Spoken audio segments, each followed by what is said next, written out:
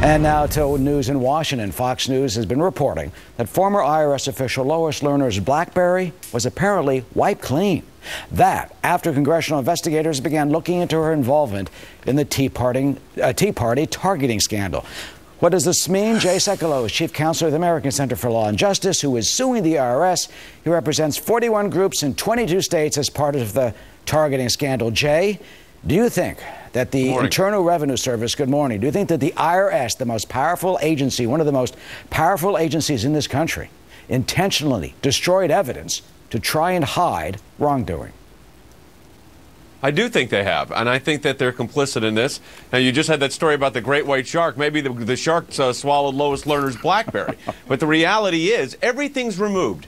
You know, you had Cleta Mitchell on, who's got a companion case with ours, just a few moments ago, talking about the fact that the IRS and the Department of Justice have come into court, Eric, and have said under oath that they made attempts to get this information and they were not successful. They couldn't do it. Now we find out through the Judicial Watch disclosures that, in fact, the information is available. It's just burdensome to get it. Well, you know, when you've been alleged that you've committed a crime, you've got to produce the evidence when that evidence is available in whatever format it is.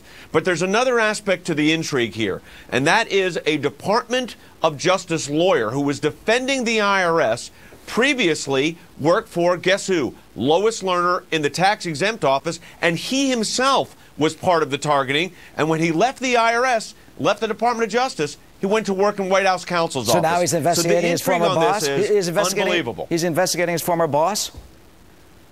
That's correct. And defending his former boss when he himself was involved in the activities which we allege are illegal, which the Attorney General said might be criminal. All right, allegedly. You mentioned Cleta Mitchell. This lawyer was involved in it. You mentioned Cleta Mitchell. I asked her this question. I'm going to ask you the same question. Lois Lerner's Blackberry, suddenly destroyed, wiped clean. Could this lead to potential obstruction of justice charges, or at least contempt of Congress?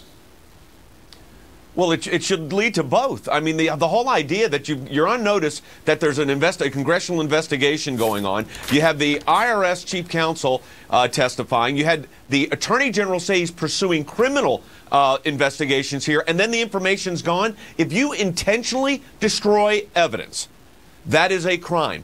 If you make a statement in court saying the evidence is not available, and it is, that's also a crime. Well, Jay, where are the cries? Here, and I think with Darrell Issa, where are the cries and the demands for, special prosecutors, for full investigations, for bringing people into court? Where's all that? We would have heard that years ago.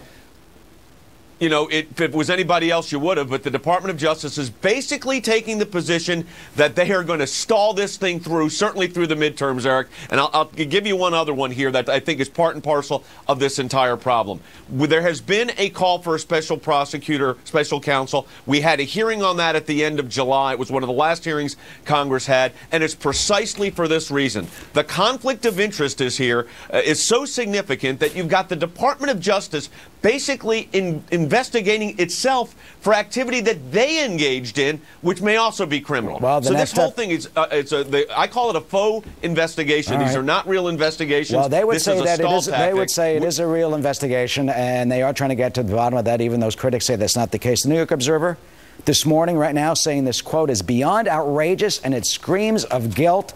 Certainly, this is not the end of it. Jay Sekulow, thank you for joining us this morning. Thanks, Eric.